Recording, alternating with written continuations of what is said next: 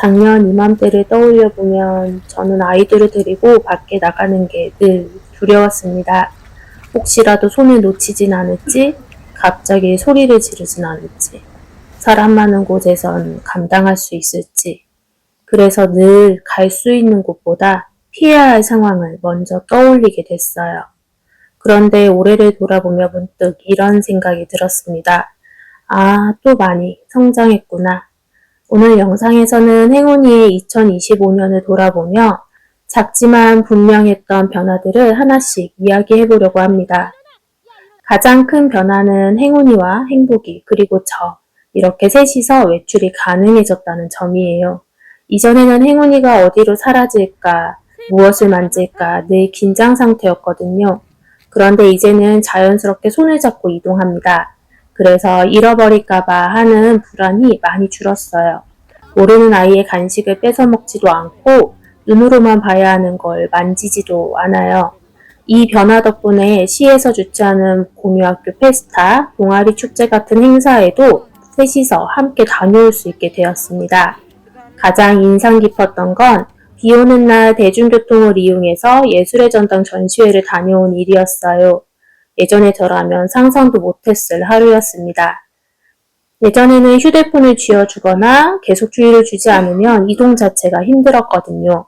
지금은 완벽하진 않아도 대중교통을 이용할 수 있는 선택지로 받아들일 수 있게 되었습니다. 이제 셋이서도 주말을 계획할 수 있게 되었습니다. 그리고 행운이는 올해 처음으로 일반 피아노 학원을 다닐 수 있게 되었어요. 기존에 다니던 태권도 학원은 오픈한 지 얼마 안 되어서 인원이 없어서 학원에 다닐 수 있었지만 다른 학원은 보낼 엄두를 못 냈었거든요. 그런데 올해 가을에 행운이가 갑자기 태권도 대신 피아노를 배우고 싶다고 하더라고요. 상담 때 미리 아이에게 자폐 스펙트럼 장애가 있고 돌발 행동이 있을 수 있다는 점도 솔직하게 말씀드렸어요.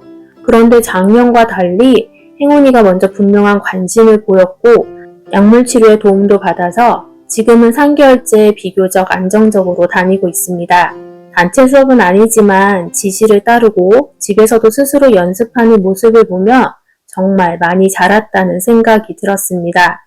올해 들어 쌍둥이 행복이와의 사이의 관계도 많이 달라졌어요. 닌텐도 스위치를 함께 하면서 둘 사이의 대화가 눈에 띄게 늘었습니다. 언어치료 선생님이 바뀐 영향도 있는 것 같아요. 선생님께서 매시간 질문을 받으면 대답하고 끝내지 말고 너도 질문을 하는 거라고 상호작용을 계속 유도해 주시거든요.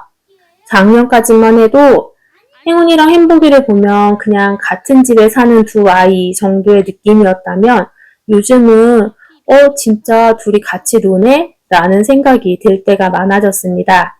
그리고 이제 행운이는 게임을 할 때 저도 괜찮아졌어요.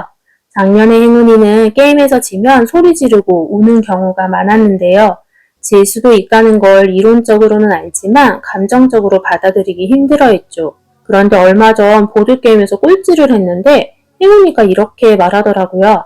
난 꼴찌해도 기뻐요. 울지 않아요.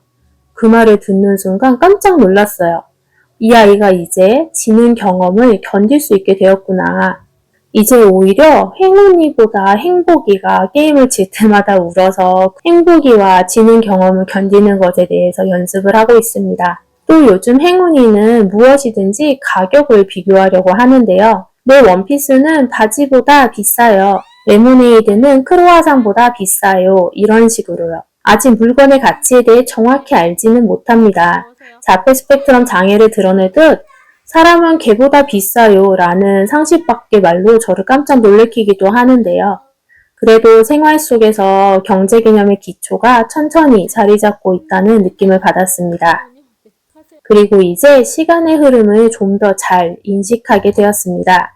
작년까지만 해도 생일이나 크리스마스는 제가 알려주고 선물을 받는 날 정도의 의미였어요. 올해는 달라졌어요. 얼마나 남았는지 자기가 달력을 보고 세고 트리도 꺼내서 꾸미자고 말합니다. 엄마, 아빠의 생일도 인지하고 학교에서 배운 동짓날도 기다리더라고요. 여름은 해가 길고 겨울은 밤이 길다는 것도 알고 이야기해줍니다. 계절과 시간의 흐름을 제대로 체감하고 말하는 게 보입니다. 마지막으로 올해 가장 놀라웠던 변화 중 하나는 사람이 많은 환경에서도 자기 역할을 해냈다는 점이에요. 1학기만 해도 피구할 때 공이 무서워서 활동보조 선생님 뒤에 숨어 있었거든요. 2학기 말에는 선생님 없이도 피구 활동에 참여할 수 있게 되었다고 하시더라고요. 심지어 얼마 전에는 반별 장기자랑을 했는데요. 자기 차례를 기다리고 짜증내지 않고 끝까지 무대를 마쳤습니다. 자리에 돌아온 뒤 긴장이 풀리며 각성이 올라오긴 했지만 그래도 자리 이탈 없이 50분을 버텨냈어요. 문득 행운이 6살 때 영상을 찾아보았는데요. 운동의 초반부터 불안감에 드러누워 난리가 났었어요. 운동에 참여도 못하고 엄마 아빠 품에 안겨 구경만 했었죠. 그랬던 아이가 나가서 장기자랑을 해내는 모습이라니 정말 역사적인 날이었습니다. 아직도 저는 희망만큼이나 불안을 안고 아이들을 바라봅니다. 이 불안은 아마 쉽게 사라지지 않겠죠. 하지만 올해를 돌아보며 이건 분명히 말할 수 있습니다.